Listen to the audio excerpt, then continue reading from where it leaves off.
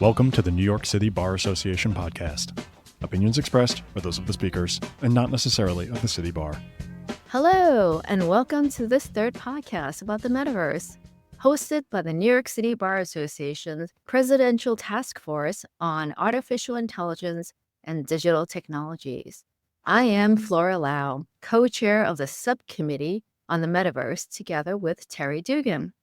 Joining us for today's podcast are co-chairs of other subcommittees under the City Bar's Presidential Task Force on AI and Digital Technologies.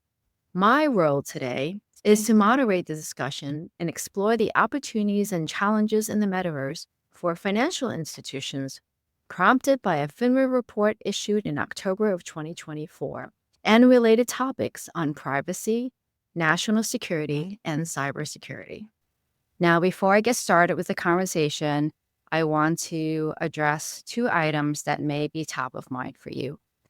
The first item is you may be thinking, what is the metaverse?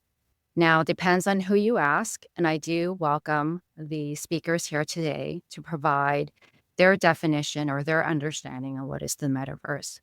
I will say there is a common denominator when we talk about the metaverse. Primarily three items. One, it involves spatial computing. Two, it involves 3D internet. And three, it involves the human co-experience. The other thing that may be top of mind for you is, what is the relevancy of the metaverse to us today? There was a lot of buzz and activity about it in the news, definitely in 2022. And there really hasn't been a lot of news about it in 2024, 2025, taken over by all of this conversation around generative AI. But we do know that there continues to be a significant amount of money being spent in building out the metaverse.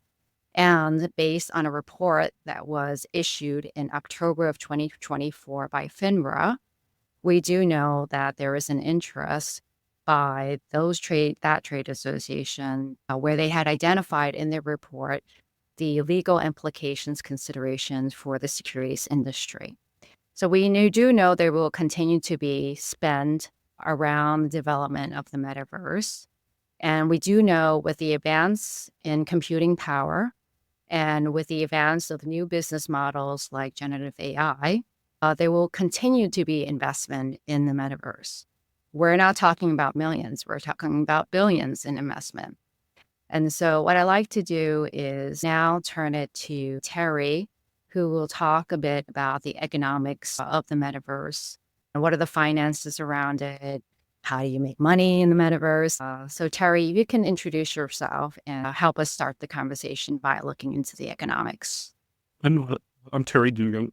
I'm a partner at Morgan Van. I'm not really a subject matter expert on the metaverse either, but I basically do entertainment, finance, and M&A, so the corporate aspects of all of this is here followed. I also, just as a hobbyist interest, to follow the development of what is now metaverse back from the text-based bulletin boards in the 1990s. So it's just something I've followed for years. I'm interested and participated in some of these platforms. When we talk about, just to amplify one thing that Laura said, when we talk about the metaverse, that term is so broad and so vague, it's helpful to sort of focus on what you're talking about. But if you go back to Neil Stephenson's Snow Crash and William Gibson's Neuromancer and how this was first conceptualized, it's sort of a worldwide interactive platform that everybody gets on. But the science fiction writers don't really talk about, or maybe not even think about, is just the economics of all. How do you get adoption? How do you build this huge infrastructure that's going to be necessary? So, and what we see now, and again, back to the big bubble in 2022, we're talking about this all the time. Facebook changed its into Meta, or everybody was excited about it. And things have calmed down since, because for a couple of reasons. There's a technical matter. The whole idea of a Web 3.0 interoperable in metaverse where you no longer had walled garden. It may have been decentralized, and everybody could just move their avatars and NFTs anywhere they wanted within the metaverse. That hasn't taken off. It's a bit far away right now. the metaverses we have today are, for the most part, walled gardens. The analogy is the old America Online from my youth. But those are robust. Those are making a lot of money. Some models see better than others. But I think to focus on the economics, how do people make money in the metaverse? One, there's a lot of activity in the metaverse. There's economic activity. People will go into the Superland or Sandbox or Second Life and buy land. And these platforms will sell you land. But there's also a very robust landlord community. People pay the platform to set up a region and then rent out pieces of it to other people. So there's a real estate economy there. The other thing you see are sort of in-world objects. In Roblox, you can create a game. In these other platforms, people will build an avatar for you. People will build houses.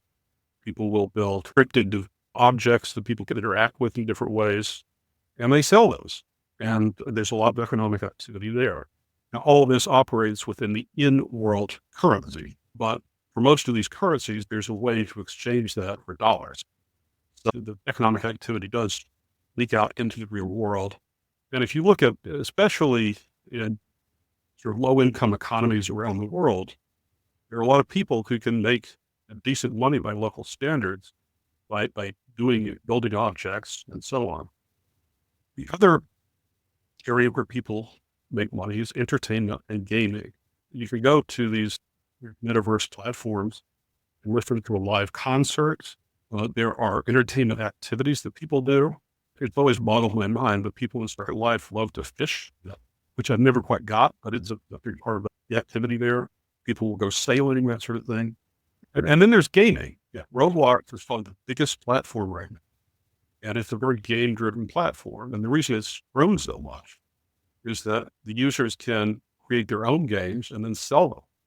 Now, the other area we see economic activities, advertising. Brands will come into these metaverse platforms and do like a brand-oriented event or site or something for people to go visit. And that's somewhat connected to NFTs. People like Nike and Mattel have done sort of branded goods inside metaverse platforms. So there's just a lot of activity on it. NFTs have somewhat fizzled out, in large part, I think, because of the lack of interoperability, which would really take, because at one point, one of the toy companies was talking about being able to sell an NFT as a toy that you can move from one platform to the other. That hasn't happened yet, but that's maybe an end state that people will get to. But beyond the sort of gaming, entertainment aspect of this, there are a lot of other uses in the metaverse that people are beginning to explore, some with more success than others. People do virtual meetings. Whatever reason, people think that getting people together with their avatars around a table is somehow more interactive or more conducive to conference than just an audio conference or a Zoom conference. People collaborate in real time. Some firms are doing things like building mock-ups of real-world projects, and everybody can go into the metaverse, poke around, look at them, that sort of thing. Training has become a big area as well. So people think that the interactivity, the sort of virtual presence, may make training more effective than just sitting at a screen with a bunch of slides. Virtual travel is becoming a thing. If you go into just the live, first one I know the best, you can go see Mont Saint Michel. I don't know if it's still there, but at one point there was a very realistic mock-up of the Falling Waterhouse by Frank Lloyd Wright. So people can travel. And then there are more esoteric uses. Decentralized finance, which is one of the things that the feminists are focused on. Augmented reality in industry. I know it's been several years now that I think Boeing has been using Google Glass to help their assembly workers like do wiring, because they can project the wiring diagram onto the real world. Medicine is also a potentially growing area. People can do telehealth visits more effectively to the metaverse, perhaps. And again, when people talk about the metaverse, all these terms sort of morph into each other, because there's the walled garden metaverse that I've been talking about, but there's also virtual reality, augmented reality. People talking about the economic scale. Those things tend to get rolled up into a single bucket. If you look at the curve of what those projections were about the economics. Really, 2022, 2023 is probably high watermark. Commissioned a study by Deloitte that projected the ARR in the metaverse would contribute between 400 billion and 760 billion annual U.S. GDP by 2035. Other projections were even more bullish. And a lot of studies were done. If you just Google economics of the metaverse, you can find these studies. I tend to be skeptical of these hockey stick growth graphs, but there is some basis for these projections. Some things do fizzle out. In 2022, there was a Grammy week on Roblox. Got sort of mixed reviews. I'm not sure it's been done since. Some brands have gone in and created these environments, but they sort of abandoned them. But the Deloitte report breaks out to three main drivers. Just the branded experiences, which I've talked about. Second is enterprise solutions. People like going using Metaverse for either training or to assist people assembling real-world projects. And I mentioned people going in with Metaverse to design distribution centers, for example, which I think Amazon has done within the Metaverse to let people kick the tires and get a better sense of what works. And then there's what they call augmented workforce experiences, which is basically training and other business interactions while along. But when you try to get back to the reality, as things have cooled off of that, Bank for International Settlements did a paper in 2024, and one of the things it said was that the hype has collapsed. Internet searches for the term metaverse in 2022, the price of metaverse tokens has somewhat collapsed. And one of the things they note is that the high cost of virtual reality headsets has made that whole virtual reality version of the metaverse not really take off when people want money. They also point out that you don't need virtual reality for a metaverse. So despite all of your hype and retrenchment of the market is still huge. Roblox had 83 million daily active users in 2024. Roughly like 65 or 70% of kids are on Roblox. That growth from 2023 to 2024 was a 21% growth. And one interesting data point here is that the proprietary metaverses like Roblox seem to be doing much better than the decentralized one. Virtual land sales at Decentraland and sandboxes were collapsed since 2021. There's a big land rush on those at one point in 2021, 2022. So now that the NFTs have calmed down and speculative frenzy around Bitcoin is slow, the BIS report projects that the real world growth will be in services such as e-commerce, gaming, and education. They also mentioned healthcare. But even if you discount the optimistic projections, the hard numbers are impressive. Roblox generated $3.6 billion of revenue in 2024, almost 30% from 2023. They're projecting $4.3 billion for 2025. And that's just one platform. So I think despite the hype cycle that we saw since 2022, it is still a huge market and it's going to grow. I think that's it for you. Yeah. Thank you. Thank you, Terry, so much. That was really comprehensive and useful for our listeners as well as for our next set of speakers, because you reminded me as I was listening to you, the importance of also understanding the kind of environment that we'll end up establishing around the metaverse. Is it going to continue to be a centralized environment? Is it going to continue to be or will it be move over to decentralized environment? Or will we maintain a hybrid of a central or decentralized? So I would ask the group that is on the podcast with us today, as you walk us through your understanding of how your area of experience as it relates to the financial services, as it relates to privacy, national security, cybersecurity, how does it play within the environment that you're seeing as it relates to the metaverse? Which brings us to Sabeena, who will help us understand the regulations that will apply to the financial companies that may have an interest in participating in the metaverse. And I know Terry had identified that while there's been a drop off in terms of the amount of buzz around the terminology or search for the metaverse.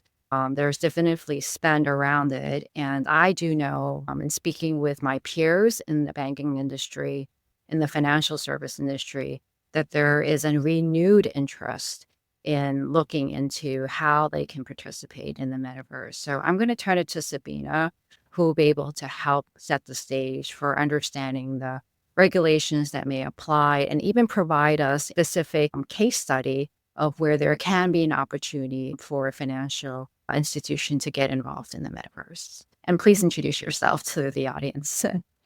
Thanks so much, Flora. And really great discussion already between Terry and yourself. I have so many questions for you, Terry. So first, my name is Sabeena Ahmed Liconte, and I serve as the head of legal and chief compliance officer for the Americas for ICBC Standard Bank Group. Just to give you a little background on me, prior to my current role, I've worked on both the industry as well as the regulatory side of the financial services industry, including for firms like Merrill Lynch, Bank of New York, E-Trade, the Attorney General's Office of the State of New Jersey and their Securities Fraud Prosecution Department, and FINRA when it was NASD. That was a long time ago. I should also say that my views represent only my own.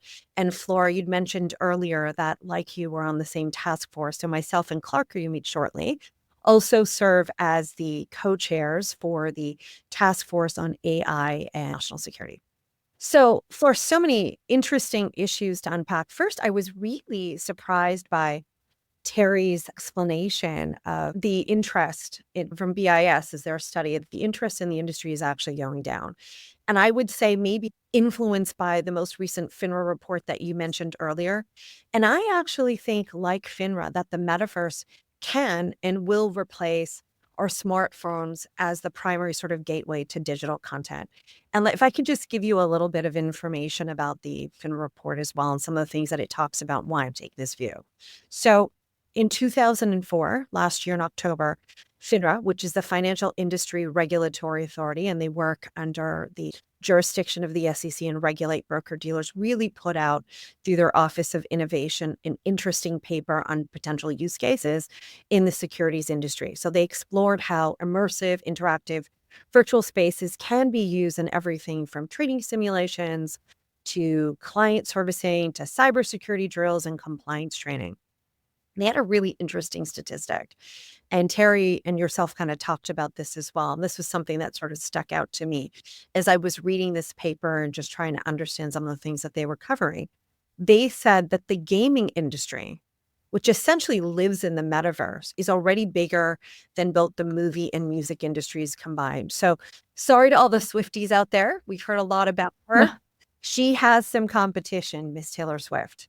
So having said that, I think this really underscores the importance of the metaverse. I think for many of us, when we think about the metaverse, myself being guilty until I started to learn a little bit more about this, I sort of thought about it narrowly to things like video games. I know Terry did an excellent job talking about the use cases. Taking myself back to young Sabeena, the now 18-year-old, more than 10 years ago, she was playing Sims. I'm going old school. Yeah. My husband loves, as expensive as it is, he was one of the first to buy the VR headsets. And before Last of Us became a TV show, it was very freaky, but I put that on and I was actually playing the game Last of Us. And many of us have seen futuristic movies, sci-fi movie plot lines like The Matrix. So we're on some level sort of familiar with the metaverse, but the reality is that it's a lot more than just that. And its potential use is really being explored by the financial services markets. I should say that the FINRA report is not just a report on potential use cases. It's actually based on FINRA's observations in the industry and looking at various different ways in which the financial services market participants are in fact engaging with the metaverse. So it's not just a theoretical sort of paper. And I did have a conversation with FINRA subsequent to the report to ask them, is this what you're seeing? Is this what you're codifying? And it was initially something that came out from their innovation department, just sort of tracking trends and predicting where things would go, but also based on their analysis, meeting with broker dealers and asset managers and trying to understand potential use cases. I know that you said earlier to feel free to interject and talk about the definition of what is the metaverse. And I like both your and as well as Terry's explanation of it. I want to say, similar to you guys, that from a financial services perspective, there is no single universally accepted definition. But generally speaking, as I talk about it, I am going to refer to it as being a sort of shared immersive digital environment. And it's a space where users can interact with one another and with digital content in real time.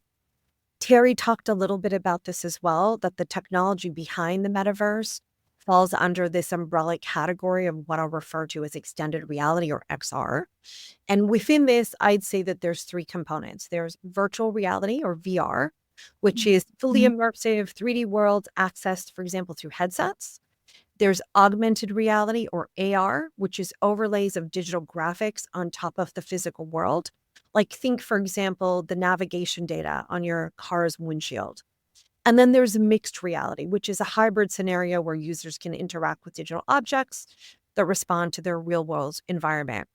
In financial services, we tend to think of the metaverse, as I mentioned, the sort of natural, my prediction, unlike BIS, is the natural next evolution in the internet. So instead of just clicking and scrolling, you can actually enter and interact.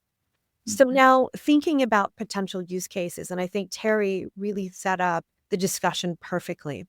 And you talked a little bit about training and immersive environments where people have avatars and they sit around like a table.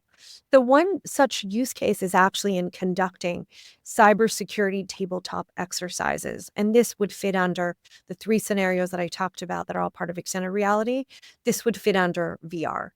So the reality is that financial institutions were heavily regulated, and we need to conduct testing for a range of purposes, for business continuity or disaster recovery purposes, and even for operational resilience, purposes, which is a new buzzword that's gaining a lot of traction outside of the United States and under jurisdictions like the EU or the UK.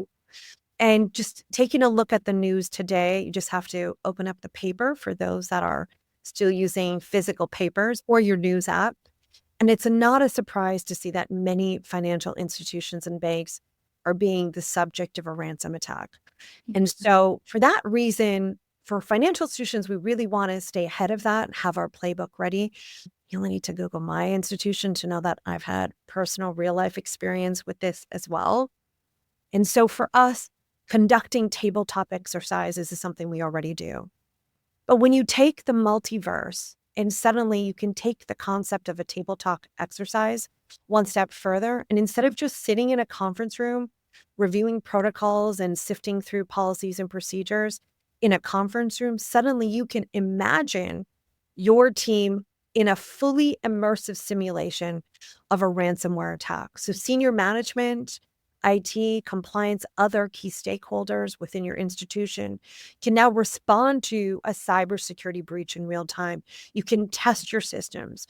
You can test your communication protocols and escalation procedures under pressure.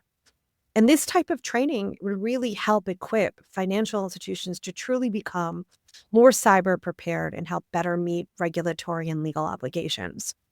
You promised earlier that I would cite some regulations, so I'm going to do a quick little alphabet soup.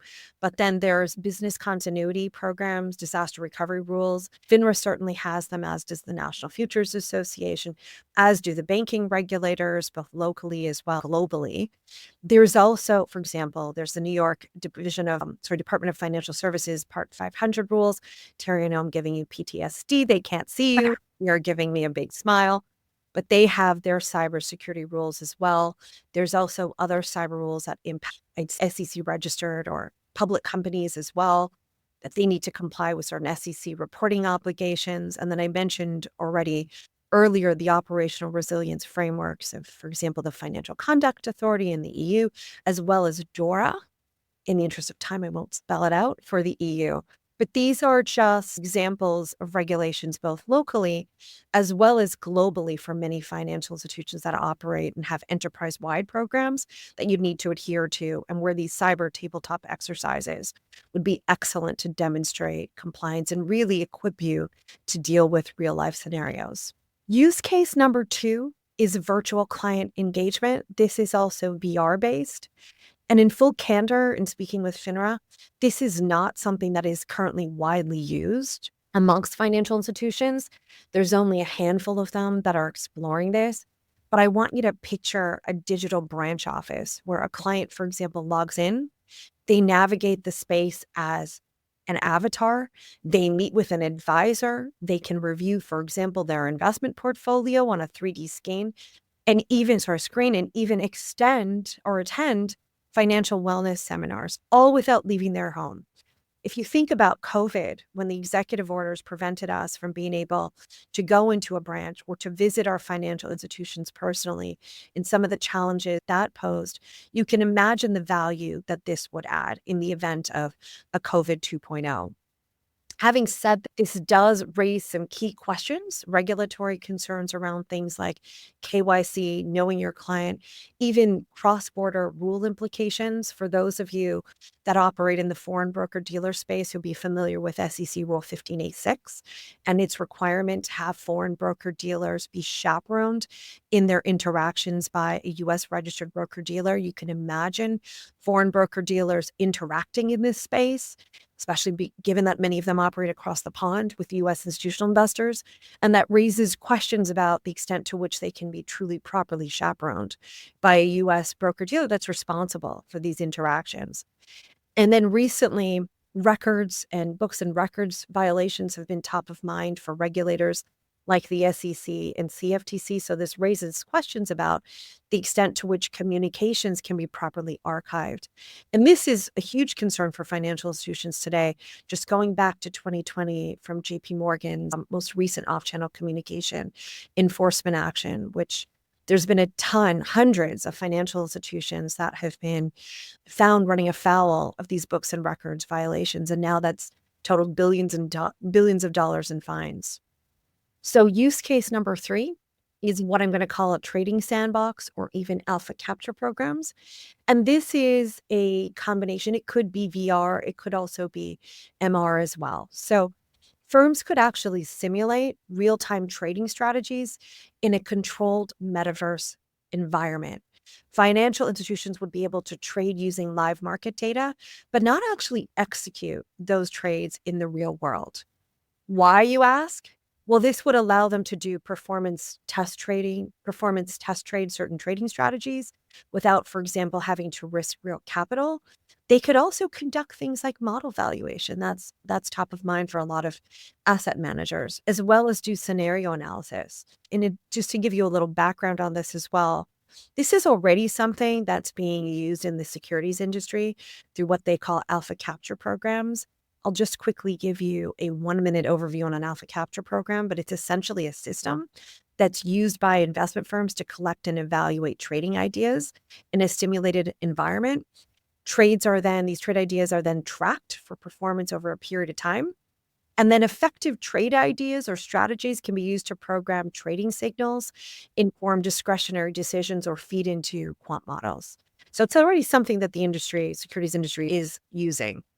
And I can see a next sort of iteration of this using the metaverse. Obviously, this has important implications, as I mentioned earlier, for model governance or even just being able to backtest under internal risk platforms. Now, where the metaverse is being used for trading simulations by an exchange or an alternative trading system, what the SEC refers to as an ATS, I should mention, because Flora promised regulation, that regulation SCI, which is the Systems Compliance and Integrity Regulation, may be actually applicable and may serve as a regulatory benchmark for establishing certain tech standards that could apply to these digital environments. Use case number 4 is training and education modules, which could be based on VR or MR, depending on their design. So rather than reading a compliance manual, imagine new hires, for example, being able to step into an interactive VR or mixed reality training module that walks them through a suspicious activity report or simulates an ethical conflict when servicing a client. Financial institutions are already subject to a slew of mandatory training requirements like anti-money laundering on an annual basis. There are ethics trainings that are required for persons registered with the National Futures Association and the CFTC. There's conflicts of interest trainings that we all need to undergo. And you can certainly imagine being able to use the metaverse modules for training to meet regulatory obligations. even just outside of the financial services space, just thinking about myself now as a New York-based employer. New York-based employers are already required to administer sexual harassment training on an annual basis. And New York City goes one step further and mandates that it be interactive. And this may be a perfect scenario for being able to engage and offer an interactive training in order to meet some of the city requirements as well. Now, any new technology also comes equipped with new risks. And I just want to highlight, I think, 4 that are top of mind to me.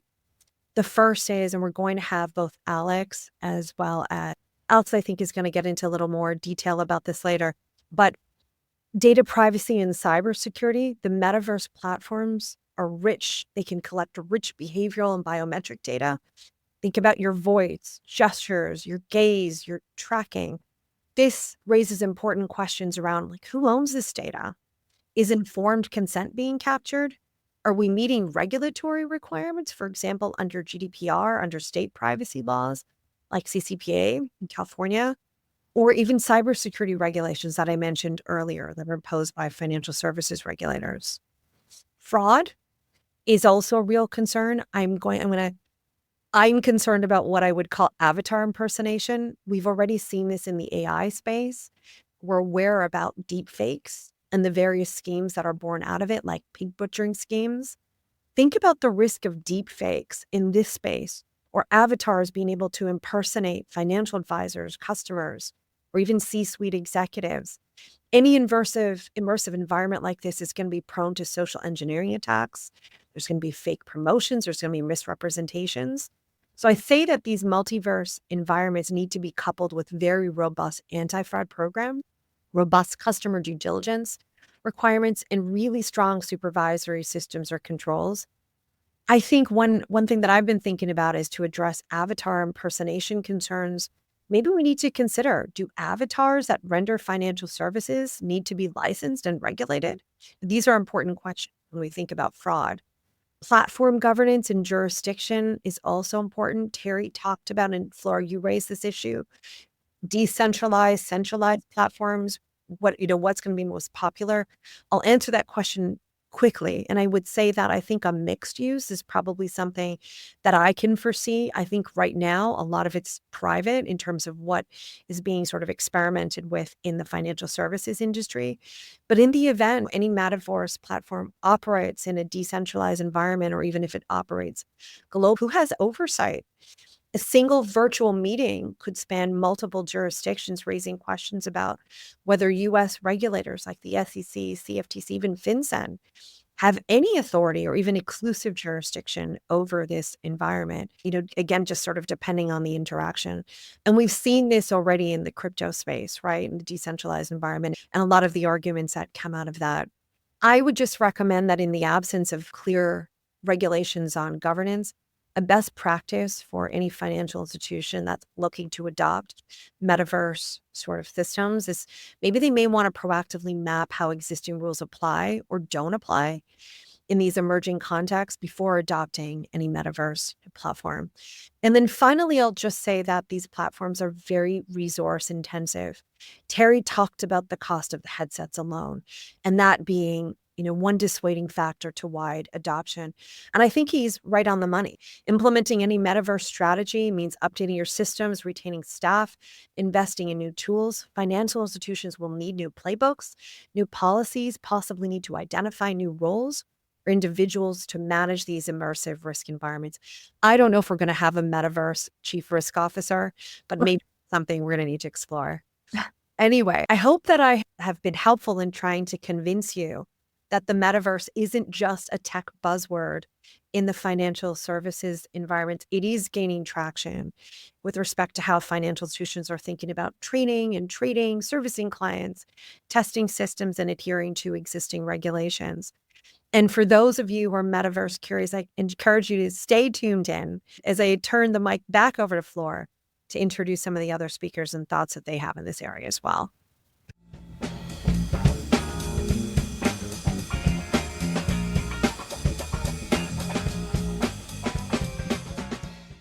Today's podcast is brought to you by one of the over 150 City Bar committees.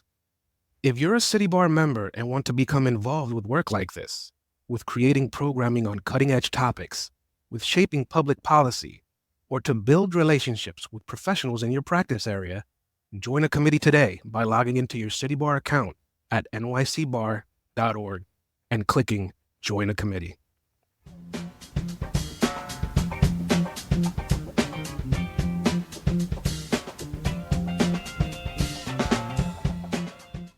Thank you so much, Sabeena. That was fantastic. It really gave me, and I'm certain our listeners, a better understanding for starting with, of course, Terry's understanding for us in terms of the economics around it, and then you being able to really dive right in and identify specific use cases for financial institutions that are interested in understanding how they can get involved in and participate in the metaverse, transact within the metaverse, as well as identify the critical legal issues that will arise and have arisen as it relates to the financial institutions transacting in that kind of environment. And certainly there are a lot of opportunities to be explored, whether you're part of a financial institution or not part of a financial institution. And so thank you so much for all of the information that you have provided to us on this podcast. And I do want to explore a little bit more about some of the items that you have shared with us, including data. Data is an area that you have expressed in some of your commentary where we can gather a lot of rich data from all of the and transactions that are occurring within the metaverse. And I would like to invite, as we talk about data, I would like to invite Alex and Irene to help us understand some of the challenges that they're seeing and hearing from what Sabeena and Terry just identified from a privacy perspective. And Irene and Alex, please do introduce yourselves and also share with them your work with the New York City Bar Association. Thank you, Flora. And thank you for inviting me. I'm Irene Byhovsky. I'm not an expert in Metaverse, but I'm very happy to join the conversation on how to immersive technology is shaping the way we think about personal data and privacy. A couple of words about myself. I'm a co-chair of the privacy subcommittee together with Alex.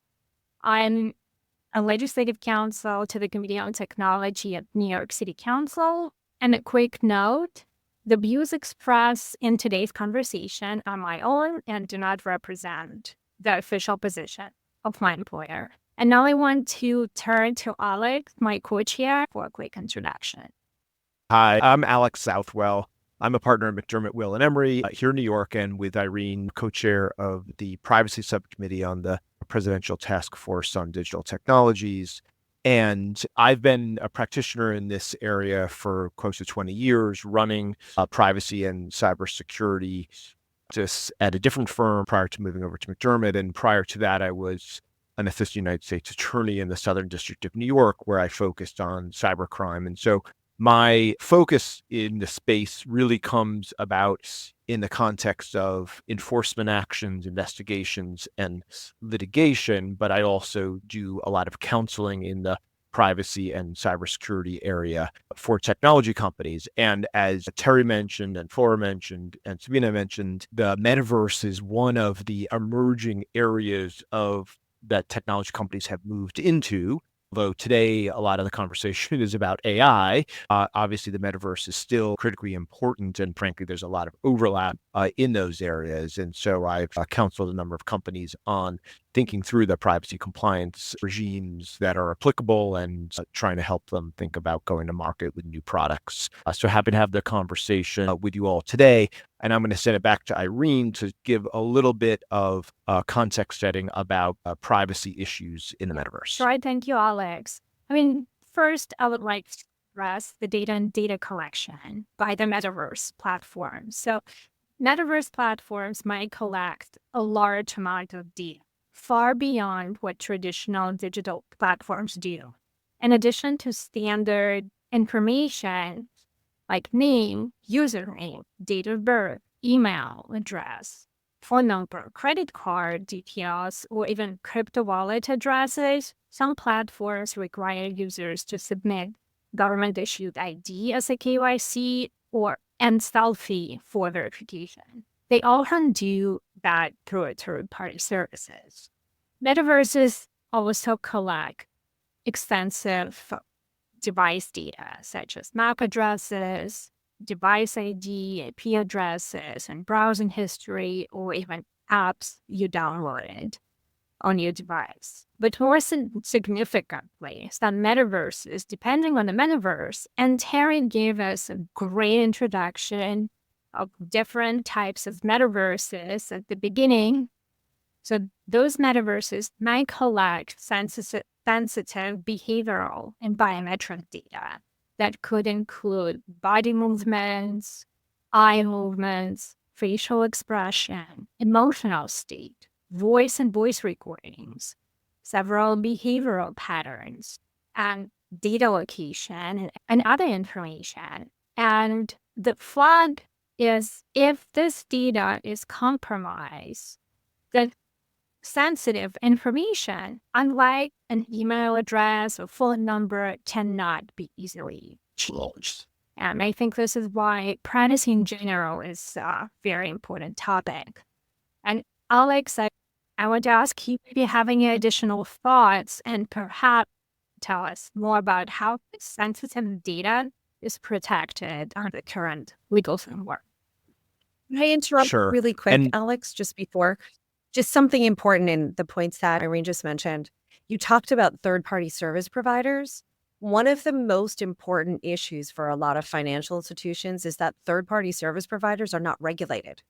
So while they're collecting all of this information in the United States, do not have a scheme for regulating direct third-party service providers. And that represents a real risk to many of us. When you think about, for example, the cyber attack that happened on ION, now like 2 years ago, one of the issues that financial services regulators really struggled with was trying to get cooperation with ION when there was a real breach in security, and they had to go through financial institutions to try and get information on the extent of the breach, the customers that were impacted. And so I'm glad that you flagged that issue, that a lot of this information is collected by third-party service providers, because we don't have a scheme in the United States the way that they do in other jurisdictions, like in the EU, where they directly regulate third-party service providers. The Fed does have one program. We don't know too much about it and what their secret sauce is. But when it comes to banks that I think there's very large service providers that provide certain services to banks. They do directly regulate a small subset of them that are widely used. We don't know who, how, and what the results of their examination reveal. But other than that, there is no comfort or assurance from a regulatory perspective to rely on that. I just wanted to flag that as you raised that. yeah.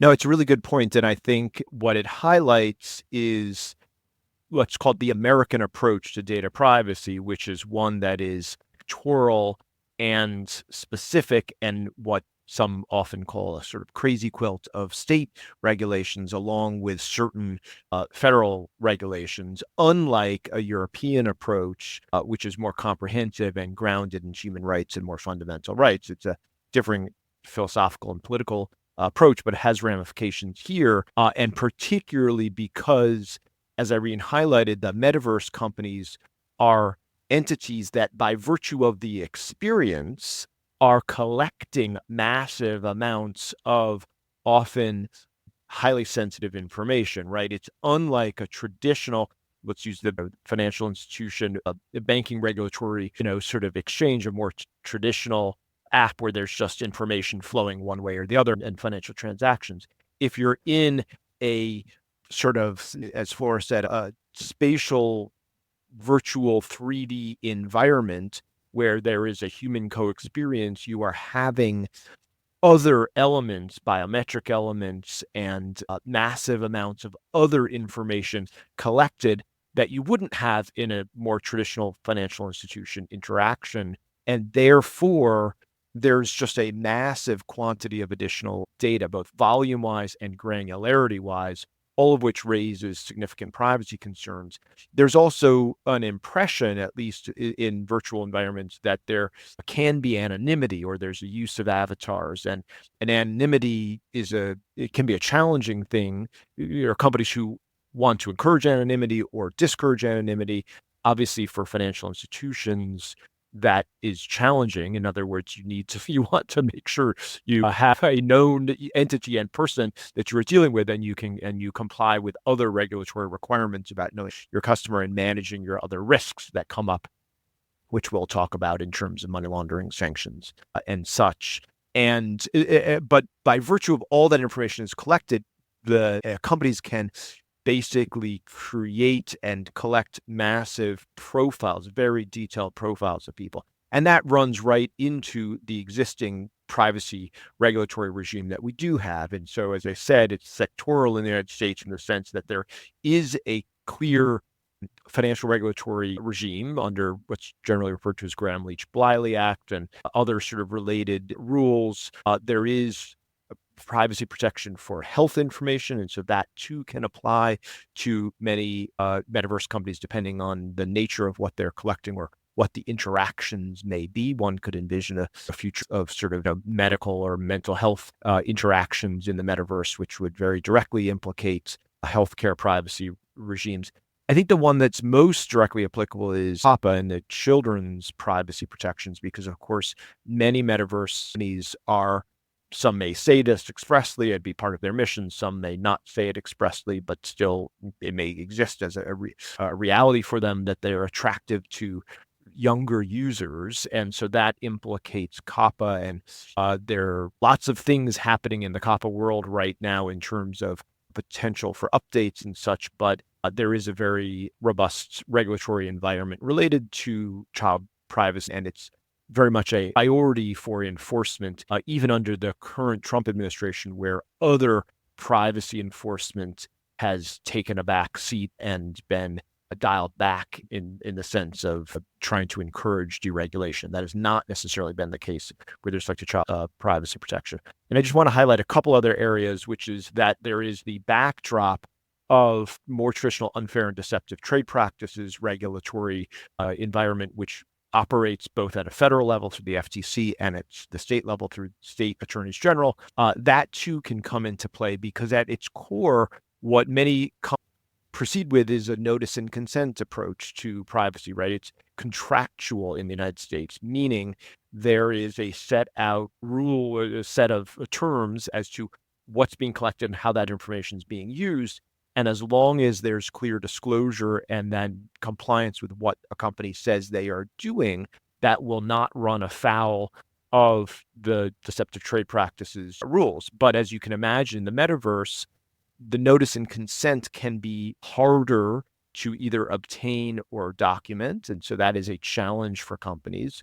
And there are often real challenges to the adequacy of disclosure and use, particularly when you have these multifaceted, detailed profiles being collected and used. And so the notice and consent issues may be a lot more challenging in the metaverse. So there's not a particular regulatory regime that applies directly to the metaverse, of course, but it is all of these other laws that apply in the way that information is used and collected for these metaverse companies, which at some level are not that different than other online properties. It's just that the nature of the information and the granularity, I think, does present additional challenge because of the volume there.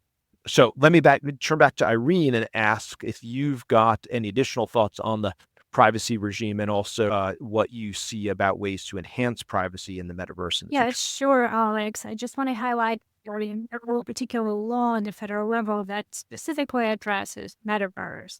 And to answer your question about the future of enhancing privacy in metaverse, that in theory, there will be great to see robust privacy protection, to see transparency. Just you highlighted with Section 5 of FCC, a clear explanation about how data is collected, how it's used, and how it's shared.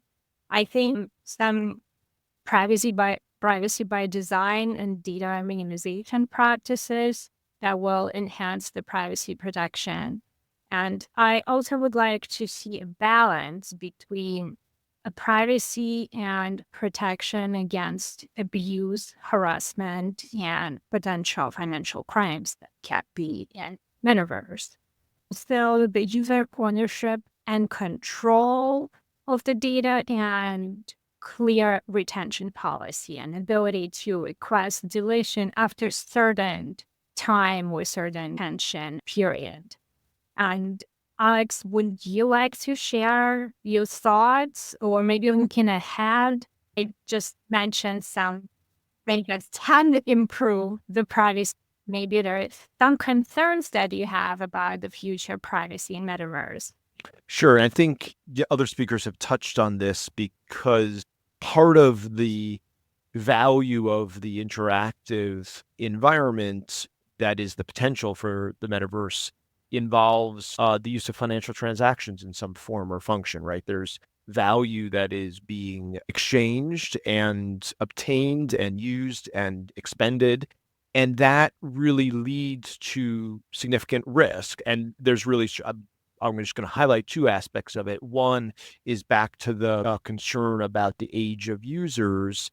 There is a very real risk, and we've seen this in other online properties where an account is set up with some financial capability, and then there are users who are younger and part of a family or something like that, that are buying tokens or item or whatever the particular mission might be without understanding necessarily the scope of what they're doing. And that leads to a lot of challenges with the use of the financial payment method that is connected to an account. And so this is a dovetailing of the child privacy risk and the financial risk that is, I think, particularly pronounced in the metaverse, where there are sort of opportunities to explore and do things that will sometimes involve finances. And I think, and Sabeena touched on this one, the second one as well, and that's the risk of fraud and sort of financial deepfakes or other things that will lead to a more pronounced risk of fraud. We've seen the really epidemic of scams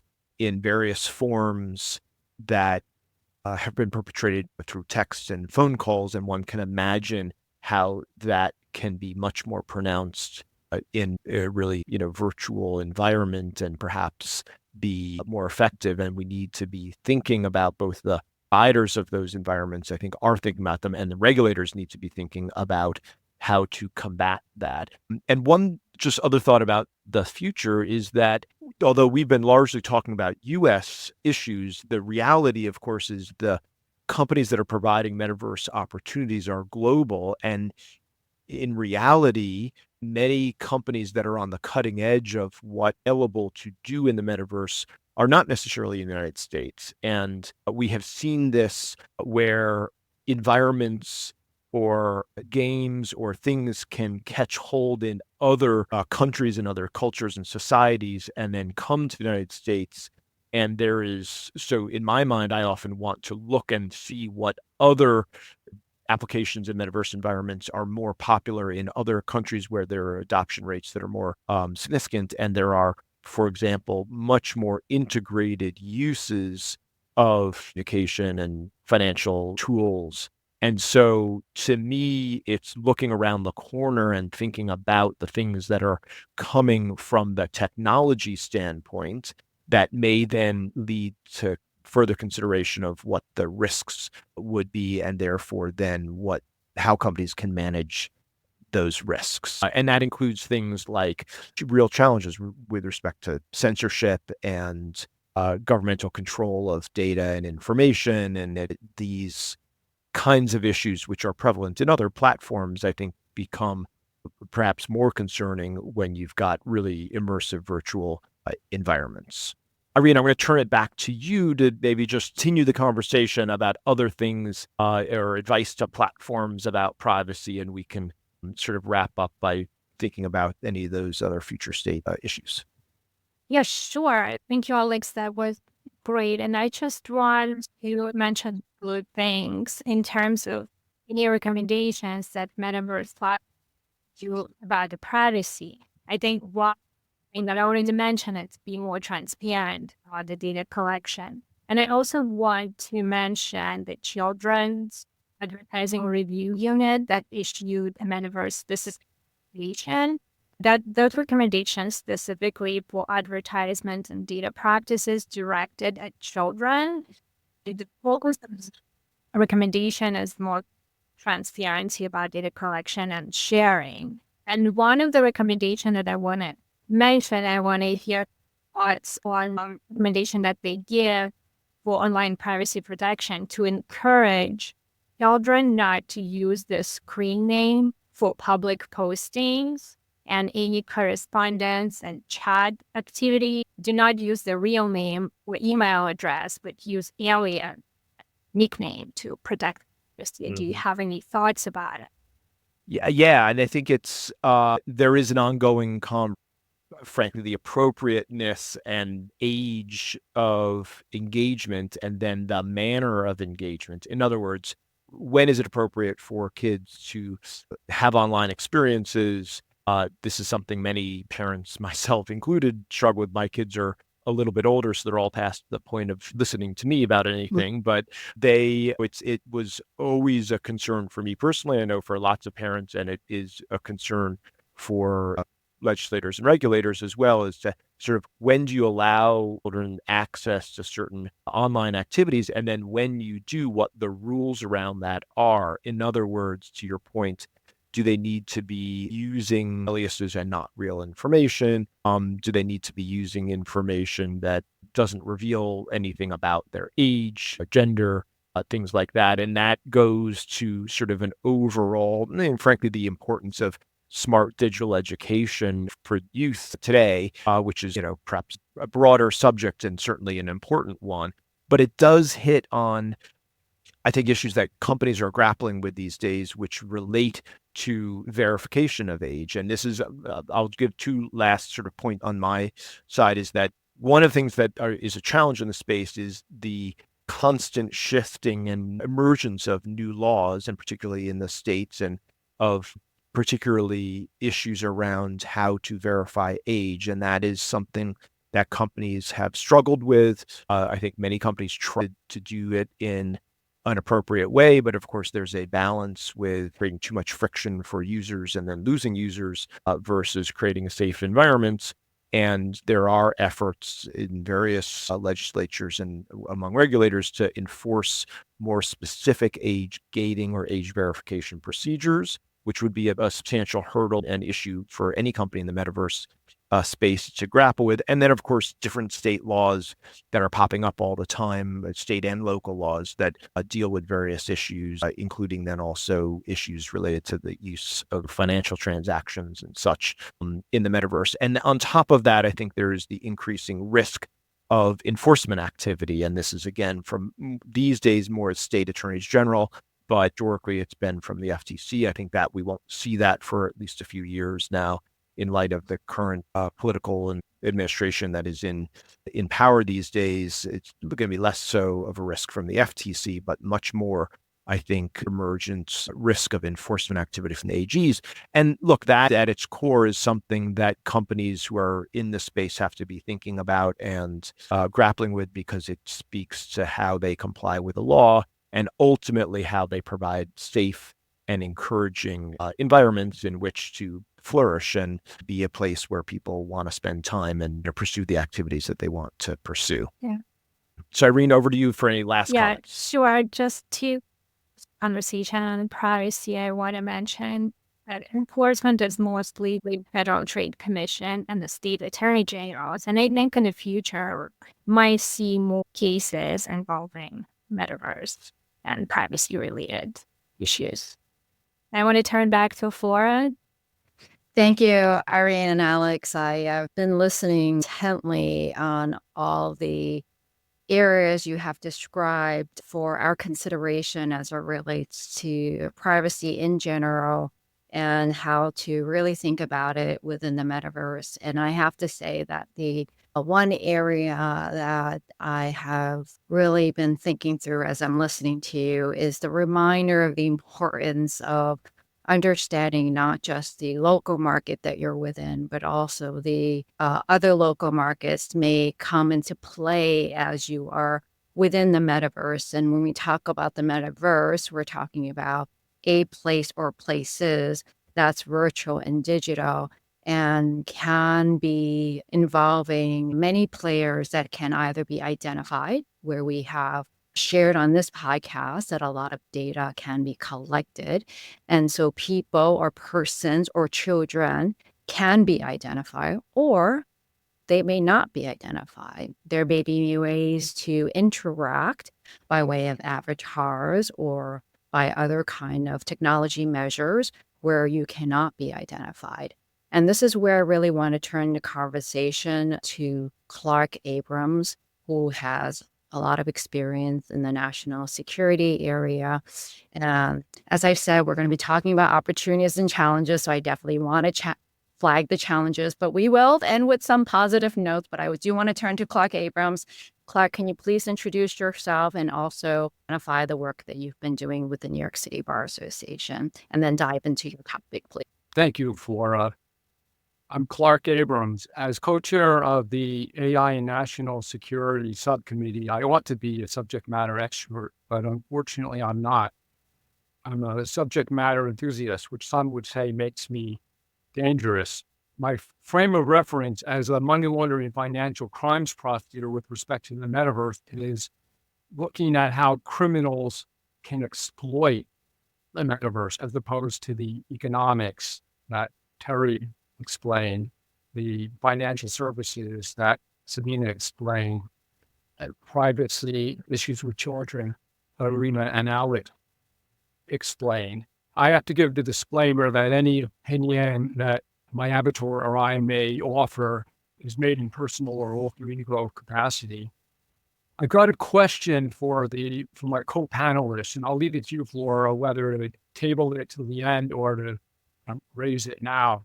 2 months ago today, to the day, Securities and Exchange SEC Commissioner Hester Pierce delivered a speech titled "A Creative and Cooperative Balancing Act," in which she talked about tokenization, actually placing securities on the blockchain, tokenizing them, and a regulatory sandbox where there would be leeway given to the actors in order to promote innovation. And my question, and I don't have the answer, but I suspect that my co-panelists may, it is whether the metaverse is a good platform for some kind of regulatory sandbox.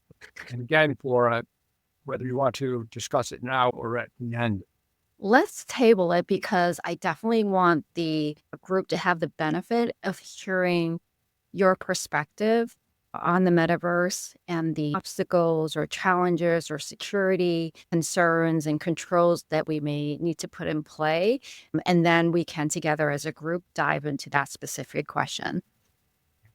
But here's one for the proposition that the metaverse is everywhere. A couple of weeks ago, I received an email from the New Yorker asking me to participate in an online survey, and the New Yorker is owned by Condé Nast, so there were some questions about luxury goods, of which I have no interest in as a government employee, couldn't afford, even if I were interested. Which of the following trends and new shopping formats are you aware of would consider purchasing from or wearing? Luxury fashion via live shopping, quiet luxury, minimalist, timeless elegance, luxury product rental, luxury fashion in the metaverse, new luxury, sustainable luxury, secondhand luxury. There you go. When the FINRA paper came out and we first started talking about this podcast, Terry, I think, said, well, FINRA is very interested in the money laundering and sanctions risks in the metaverse. National security implications in connection with the metaverse are more significant now than they were prior to January 20th, for the reasons that Terry identified. This administration has designated drug cartels as terrorist organizations and has emphasized restricting the transfer of technology with national security implications, including artificial intelligence, to designated entities. Therefore, a transaction in the metaverse that touches benefits any of these entities may be viewed as a breach of national security, in addition to a violation of money laundering laws or regulations. And when you think of that, you're able to harmonize what you otherwise might view as an inconsistency in the current administration's approach to regulation and enforcement. Reduce regulations that would impede the United States' obtaining competitive advantage, as opposed to the prior administration's emphasis on regulatory guardrails promoting equality on one hand, but increased regulation to protect national security, regulation and enforcement to protect national security, with an emphasis on those subject to sanctions and export controls and the drug trafficking organizations. Over the past few, maybe several years, I've seen as a financial crimes and money laundering prosecution, a convergence of money laundering, corruption, and sanctions. That is, for example, money laundering and sanctions have common objectives and methods. You want to conceal the actor, the owner of the criminal proceeds, or the party subject to sanctions. Flora had asked me to take a look at what, if anything, OFAC, the Office of Foreign Asset Control, Treasuries, or that implements the administration's policy on sanctions in the metaverse. And I couldn't find anything, but because sanctioning are really an important part of this, an important focus of this administration, if you've got money laundering and it results in funds or product going to our enemy, then OFAC and the Department of Justice will, I think, go after you. Now, a year or two ago, the OFAC post-sanction, that was the Tornado Cash case, many people thought that that OFAC had imposed sanctions on code. And an appellate court ruled that OFAC had gone too far, and the court said in some substance that the design or privacy enabling software code rendered it incapable of being owned or deemed legally as property. The court was concerned that this kind of technology could fall outside OFAC's authority, but said it's up to Congress to update the law for the internet age. What I'm going to do is provide a few example case studies of how you can launder through Metaverse, and hopefully you'll see an analogy to laundering money in the real world, whether it's for drugs or as part of a pump and dump, which could be in the securities industry. And I do a lot of work with trade-based money laundering, where drug dollars that are generated in the United States they're not repatriated per se, but rather trade is used to move goods from the United States to the narcotics source country. And I'm not picking on any country, but for example, Mexico or Colombia. So the money doesn't move. Pesos in one country, dollars in the United States don't move, but rather goods move. And that's how I think you can launder money through the Metaverse. So let's take laundering drug proceeds, where we are remitting payment for drugs. So you open an account or multiple accounts in the Metaverse, and you fund that account or accounts anonymously. It could be crypto from a decentralized wallet. It could be from a stored value card. And those funds are generated from drug proceeds. So now you've got the dirty money in an account, and it's credited with virtual currency. You buy a virtual good or virtual goods at an overvalued price from the drug dealer to whom you owe the debt. Or you sell the goods to the drug dealer at an undervalued price. The drug dealer withdraws in local fiat currency or crypto, and if necessary, then you can engage in anti-money laundering regulatory arbitrage, meaning that if I'm in the United States, which is heavily regulated, then we'll conduct or finish the transaction in a jurisdiction that is heavily regulated. So the drug dealer can now withdraw crypto or fiat currency, or can take the goods and resell them at fair market value. Money laundering, receiving the payment for drugs. You open an account, you fund it anonymously, again, crypto from a decentralized wallet, a stored value card, your account is credited with virtual currency. You buy virtual goods. You sell those virtual goods to a drug customer who owes debt, and you sell those goods at an overvalued price, or you buy the goods from the drug customer at an undervalued price. In other words, I've got $100,000 worth of goods, but I sell it to the drug customer who owes me $1 million at $1 million or $1.1 million. And then the difference is the drug profit that I'm owed, or the drug debt that I'm owed. And then I withdraw with fiat or local currency or crypto. And again, if necessary, can engage in regulatory arbitrage. I take the goods and sell them fair market value. And that is similar to what happens in the non-metaverse, in the real world, through the creation of shell accounts where the goods are then over or undervalued. And then the difference is the amount of the drug debt. And it works in the real world because if the bank says, I mean, why am I wiring $1 million? I can show the bank an invoice for $1 million of widgets. The bank isn't going to be able to figure out whether those widgets are worth $1,000 each or $100,000 each or $1 each. Then you have a pump and dump, and it can be on its own or it can be within a money laundering scheme. You buy and sell goods amongst multiple co-conspirators, raising the price of goods. So all of us on the panelists, we're together. I buy the goods, Alex buys them from me, Flora buys them from Alex, Sabeena buys them from Flora at increasing price.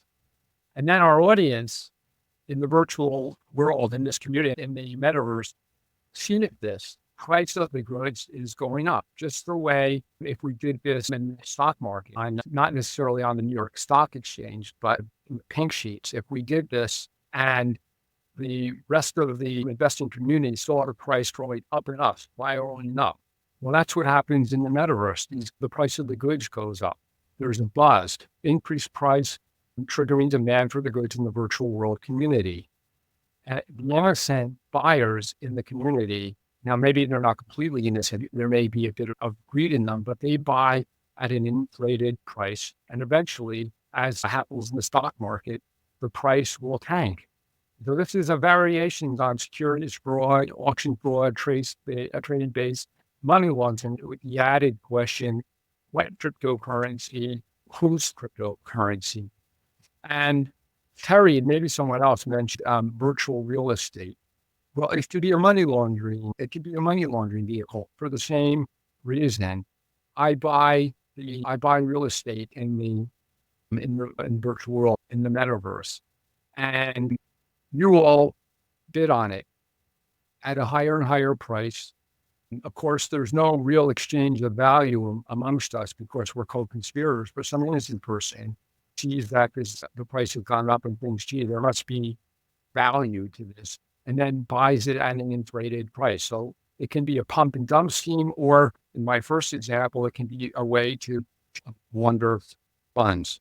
Now, I'm not going to get into some of the regulatory issues that these platforms have to be concerned about. Obtaining licenses, for instance, are they money transmitters? Are they providing or selling prepaid access? Well, one issue that came up when we were prepping for this podcast was the possibility that some product could be a security in the metaverse when it's not a security in the real world. And the example I teed up is real estate. And I'm not sure it is, but let's say you take some kind of fraction ownership, a timeshare. It's probably not going to be a security in the real world because a primary purpose is to physically go to the property and enjoy it. Even though there is a management company that has taken your investment and maybe trying to increase the value of your investment, most courts, I think, would determine that is not an investment contract under the Howard test, which the Supreme Court announced about 80 years ago. after World War II. But what about the metaverse? You can't physically, at least as I envision it, you can't physically go and enjoy that piece of real estate the way you can in the real world. And if you purchased it and it's been represented that the value will go up, that it will be managed, and that you will make money on your investment, is that an investment contract? I'm not sure, but at least I think we viewed it as an issue worth teaming up and possibly discussing. If you have any questions or comments, then fine. Otherwise, thank you. Yeah, Clark, I could have more follow-up. I mean, you mentioned this sort of pump and dump scheme. I mean, you've actually seen that, although it seems to me there's maybe not so much a pump and dump as just a fad, the stock kind of investment in Decentraland. That company is $1.9 billion. There's a land rush of people going in and buying land. And I just saw something recently of the value of land in Decentraland is down like 90% since 2023. So it's not, yes, there's the pump and dump risk, the fraud risk, but there's the fad risk as we look at these values. Can you repeat that last sentence, the other risk? Well, there's just a risk of faddish kind of investments driving up prices to create bubbles. I haven't seen at least a pump and dump case in the metaverse, but I've seen the prices that people have paid for a real estate. You can get a sort of the virtual Parthenon in Greece or the virtual Colosseum in Rome and other luxury houses with nice furniture, and the prices are astronomical. Whether it's part of a pump and dump, I don't know. I haven't seen it, but as I said, that's my frame of reference. That's how I view the world. How do criminals exploit it? Not how do we enjoy it? Right. What are the economics? Clark, thank you so much for helping us understand the world in which you operate and how, in terms of your experience with what I'm calling bad actors, utilizing existing environments and technologies to their benefit and I would say in an illegal way. And that can hurt the society overall in general. And it is important while we look at these new ways of transacting within the metaverse that we do understand scenarios that you have described and how the bad actors can utilize the metaverse for, as you said, money laundering or pump and dump, and important information to share with our listeners as we think about the opportunities to transact in the metaverse. And it's important also as we identify as a group the kinds of risks that do exist in transacting in the metaverse or metaverses. I heard someone say multiverses. Yes, we are transacting across multiple platforms.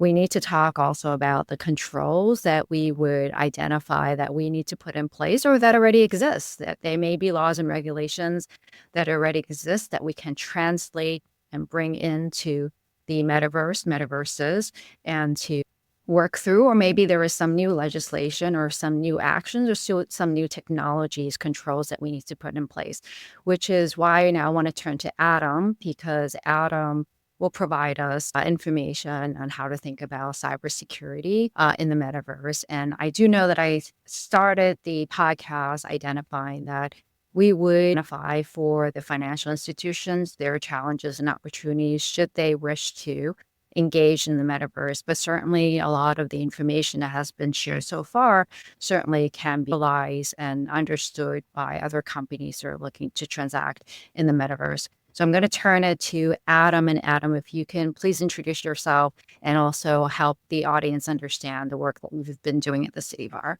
Absolutely. Thank you. My name is Adam Scott Wandt. I'm an associate professor of public policy at John Jay College of Criminal Justice. I am an attorney. I practice cybersecurity law and spend most of my research career looking at technology, emerging technology, how it is developing, how it's affecting certain things. And we're talking a little bit about the metaverse.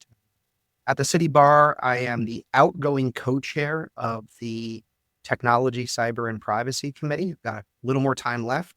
And I'm also on the AI task force, co-chair of the Cybersecurity Committee.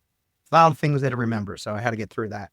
And as you'll find out about me, I'm a little bit of a skeptic in the bunch. I think in this group, I'm a bit of an outsider.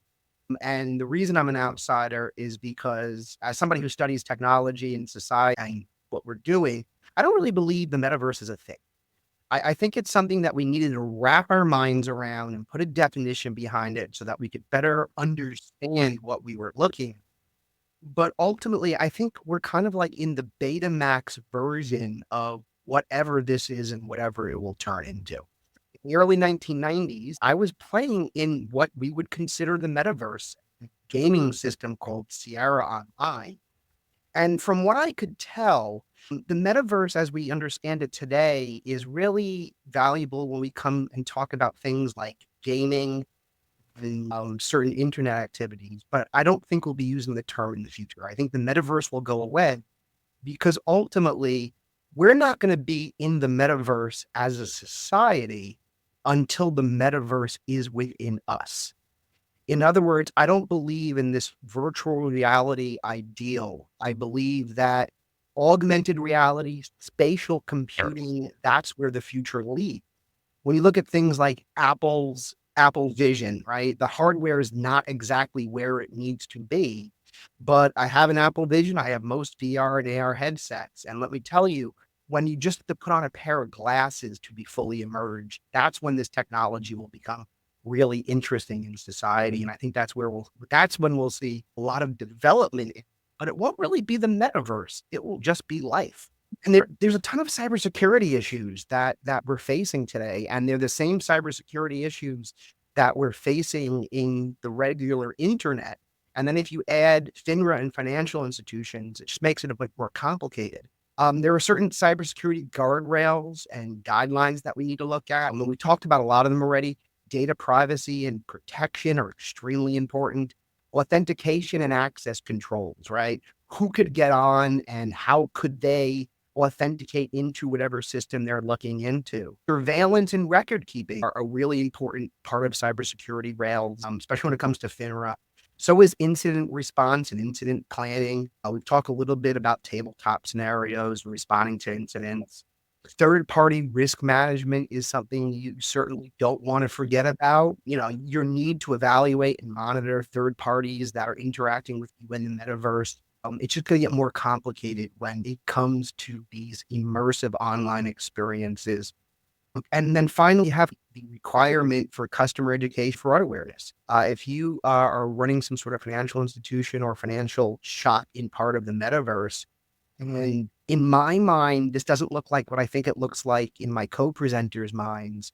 In my co-presenters' mind, there's like this augmented or virtual reality, and there's this bank, and there's this physical representation, and your avatar will walk into it, and then you'll see different avatars, and you're all tall. That's not what I think the future is.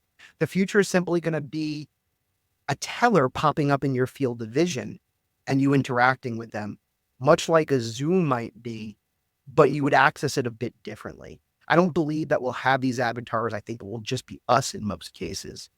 So third-party risk management and then consumer education and educating and presenting fraud, I think is extremely important because we see the same consequences in metaverse data breaches as we do in regular data breaches. There are obviously regulatory consequences, and FINRA has a bunch of rules, including supervision, records and bookkeeping. And if we're not doing all that properly, when we do have a data breach, the regulatory consequences could be there. But the financial consequences too are fairly significant, both in indirect and direct costs, fines and consequences for having a data breach in any sort of internet connected system where we share personal identifiable information or private information. There are reputational consequences as well. Firms that have cyber data breaches very often go out of business or their competitors take over. And then there are operational consequences, such as if you do have a disruption, people might walk away from your service completely and go to a competitor. You might not be able to continue doing business. We do have the Computer Fraud and Abuse Act, the Computer Crime and Abuse Act, and that definitely strengthens a lot of our law enforcement and civil enforcement capabilities when it comes to the metaverse. It does things like criminalize unauthorized access. It's written very broad, where it gives broad applicability to network and network-related services. It definitely has support for FINRA's cybersecurity objectives because it gives a basis for civil action as well as law enforcement action. I think one of 18 U.S.C. 1030's greatest sticks or carrots, sort of say, is that we could bring a civil action under it and not have to get federal law enforcement involved if they don't want to.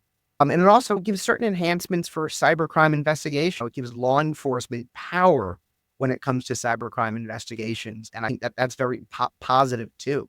I haven't seen a ton of law enforcement activity within the metaverse, the traditional metaverse, but where you do see a lot of it is in gaming systems, chat systems, and other areas where criminals are recruiting or extremists are trying to convert people into their views.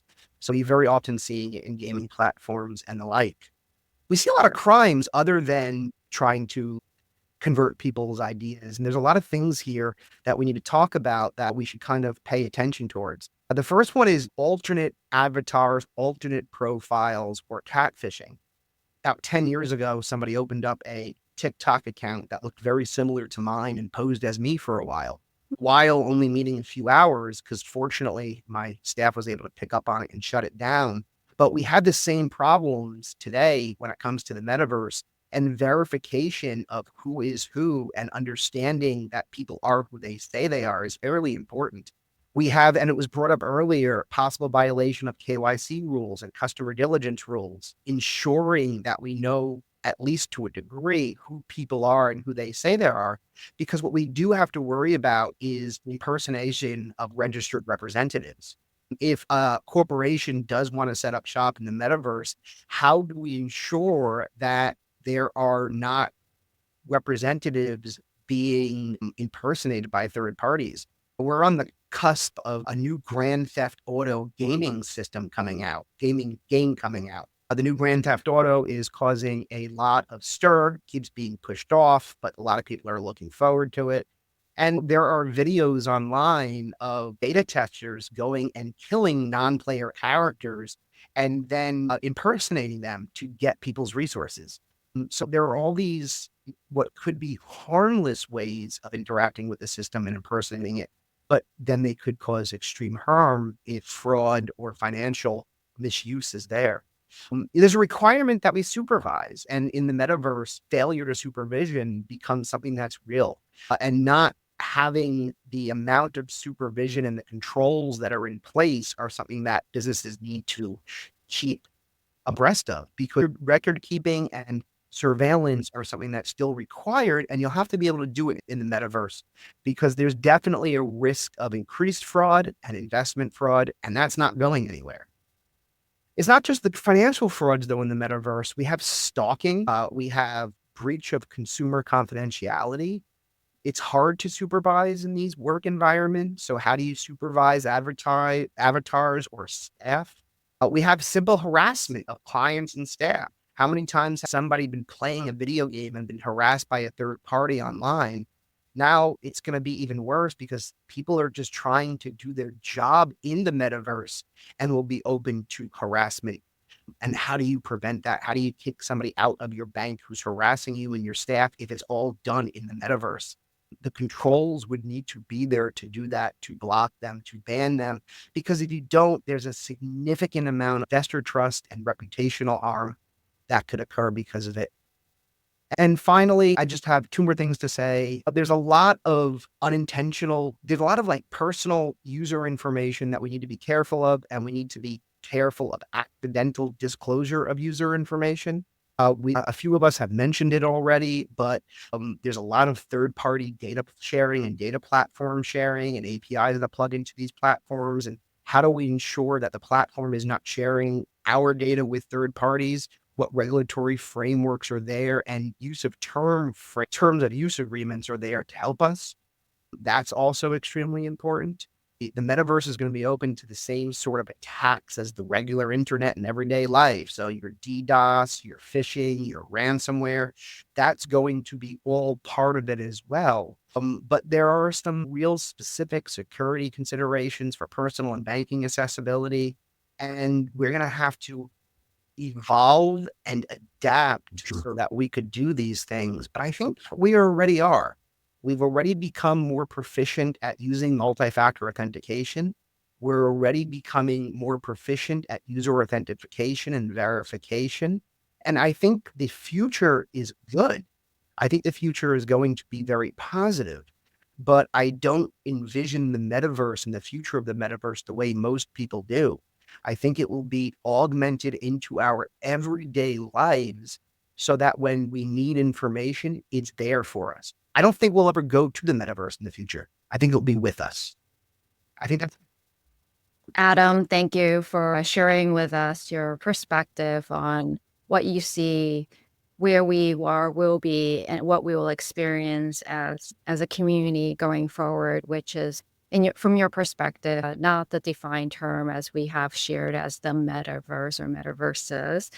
And I would say that certainly from my perspective and what Terry and I had dived deeply into in our first podcast on what is the metaverse, is that there is certainly is an experience, and where that experience takes place is in the digital world, and how it is provided to us and how we experience it is managed and highlighted by way of technologies. And so what I'm hearing from all of the panelists, that the current laws and regulations that currently exist and the controls that exist, and what I just heard from Adam, is that, at least from my perspective, it's important to continue to analyze and understand the current laws and regulations, and not simply to write them off and say that we need to start over, but rather understand the technology itself to be able to see how we can apply and translate and determine if we need to make improvements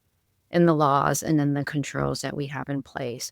And so with the few minutes remaining, I would like to ask all of you 2 items. One, if you can quickly address the question that Clark had posed to all of us. And the second item is that one takeaway that you would like the listener to have around the topic that we discussed today, which focused on challenges and opportunities for financial institutions in the metaverse, and has since evolved into a broader discussion around privacy, cybersecurity, and national security. One of the biggest overarching issues, I actually agree with them about, is how we get from point A. I think to the idea of a regulatory sandbox, that seems to be like a pretty efficient or way of testing things out. Because the problem with any new technology like this is if you roll it out broadly, I think that's a very good idea. I can go next. So I'd say, as a lawyer and a compliance officer, I'm a regulatory sandbox enthusiast. However, I don't think it's practical. It's a great concept. I think you already have different cases of the metaverse as we've defined them in the various different ways that are being used, and they've been developed outside of the regulatory sandbox. And the other thing is that the current administration is very pro-innovation and not necessarily into creating, I'd say, these regulatory sandboxes. We really do want to encourage innovation for a number of different reasons. And obviously, there's certain guardrails that need to be put in place, and there's national security considerations that often are antithetical to just unchecked innovation. But having said that, I just don't think there's the appetite under both the SEC and CFTC to create the regulatory box that Hester Pierce would like. In terms of a takeaway, I think Adam is half right, and I'm going to try and challenge you and say maybe half wrong, but I'll say I do think that augmented reality is going to become a lot more commonplace. I gave the example on our car windshields, when you have the speedometer and even your musical choices that are just sort of up there as a safety precaution for drivers. And you kind of reminded me of Star Wars. And I have this scene in my head with Princess Leia and R2-D2, where it's "Help me, Obi-Wan, you're my only hope." And she's sort of augmented reality, virtually appears to provide this message. And I think that you're thought on from that perspective, and even why, in my discussions with FINRA, why there weren't so many use cases involving virtual sort of branch office or firm visits, simply because maybe also because of some of the reasons you talked about, the supervisory challenges and some of the cybersecurity considerations, as well as the privacy considerations that Irene and Alex talked about. But I do think that there will, where you're maybe half wrong, is that there will be specific use cases where you can use the metaverse in pure VR versions. For example, in doing the cybersecurity tabletop exercises or for trainings. So I think that there will be some appetite in financial services for those limited sort of cases. The fourth thing to rely on is that the banks and securities firms will pursue anything that creates an efficiency. And for the banks and some securities firms have been looking at blockchain documentation of things like swap trading for a number of years now. And that's because it's just very efficient. And so if there are use cases that drive those efficiencies, I'll add just a quick takeaway that from my perspective, I think what is exciting about this space is what may change the playing field and change the dynamic is something we haven't necessarily envisioned yet, right? Some new and novel application or experience or integration that we're just not yet necessarily. Somebody's thinking about it, probably many people are thinking about it, but we haven't yet even discussed or it hasn't hit the mainstream. And I think we have seen that and the pace of that technological change increase dramatically. And so that's just part of what is, I think, fun and interesting and engaging about the space, but also a reminder of the importance of being flexible and thinking about how the existing regulatory landscape fits new technologies. That's where the sandbox idea does come into play, because of the idea of older laws and regs that were made for this is not necessarily fitting is always a challenge, but that's one that we've seen in lots of different ways. And so to me, it's sort of what the next thing that comes that will be new, unique, and really force us all to think outside the box. I could add that I am a fan of regulatory sandboxes. I am a fan of giving, I'll call it capitalism, a way to work out itself without causing too many issues. I'm a big fan of data and pilot programs for society to better understand what it is we're facing. If there's one thing I'm sure of, it's that policymakers cannot understand the complexity of these issues. So we need experts to be able to work with industry to better understand what the issues are, to inform the policymakers, to help them come to better decisions. And without sandboxing, it's really hard to do that. Because you don't want legislation passed that is automatically or very shortly thereafter out of date and inhibitive of capitalistic development. That's the best way of saying it. And Sabeena's 100% right. I left out of what I was saying that there'll always be room in virtual reality for things like education, training, medicine, like virtual medicine. I think we'll see a lot of VR will be there for those types of things for sure. Then I want to just add that Adam is 100% right. I have the takeaway port yet? We have Irene and Clark. Irene, I'd like to hear from as takeaways. Okay, with my takeaway, I think while risks like financial fraud and harassment do exist in the metaverse, I remain absolutely optimistic about its future. Like any emerging technology, the metaverse presents both challenges and opportunities. And I feel with the right balance of platforms, responsibility, user education, transparency, and privacy protection, the metaverse has a real potential to become a great space for creativity, connection with education. I think that's all. Clark, your takeaway for the audience? To the extent I didn't state it outright, the schemes that I discussed are dependent on anonymity and pseudonymity, where the actors distance themselves from the criminal activity and the criminal proceeds. What I've taken away from my colleagues is that the balancing act may be a lot more difficult than I thought, because you need transparency and disclosure in order to prevent manipulation and money laundering but my colleagues have talked about some of the very important issues with privacy and the parade of horribles if you don't have adequate privacy protection in place. Therefore, that balancing act may be a lot more difficult than I thought, and I think my colleagues were educating me and broadening in my perspective on that issue. Thank you, Clark. What I'm taking away from that while we try to solve for one area, there can be a tension where it can end up being a challenge for the other area. So we definitely leave for ourselves and for our audience to think upon that and see where they can help us. And together we can make improvements where we are seeing technology advancements. And I thank all of you for your time today. This was a quite engaging, lively conversation and definitely a lot more to think about and talk about. So I welcome the next opportunity when we can get together again and talk about these issues. Thank you all, especially you, for Flora. Thank you for having us. Thanks. And I look forward to hearing about whether or not Alex's predictions come true in the next podcast. Thank you for listening to this episode of the New York City Bar Association podcast. Opinions expressed are those of the speakers and not necessarily of the City Bar.